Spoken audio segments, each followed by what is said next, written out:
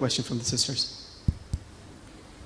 How can you be a productive Muslim to your non-Muslim family, especially when you are away from them?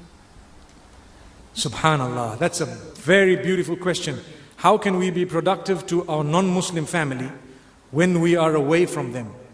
I believe that when a person has accepted Islam, reverted to Islam, and they have non-Muslim family, it is their duty to be very patient, to display the best of character and conduct, and to reach out beautifully and constantly in a lovely way to your family.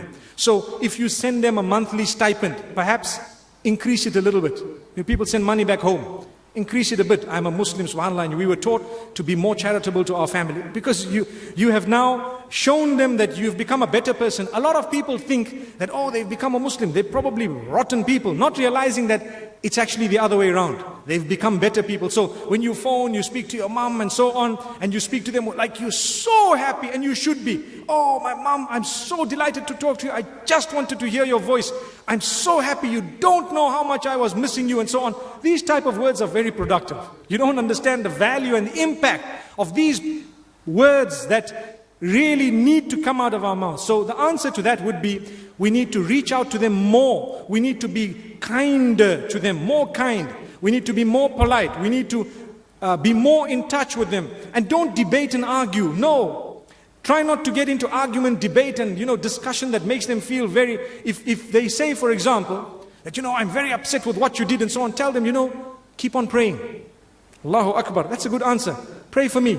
Even though you know that we pray to Allah subhanahu wa ta'ala, but it's a way of pacifying them to say, I don't want to argue with you, May Allah subhanahu wa ta'ala make it easy for us. Really, it is so important that your interaction with your non-Muslim family will either make them come closer to Islam or go further away.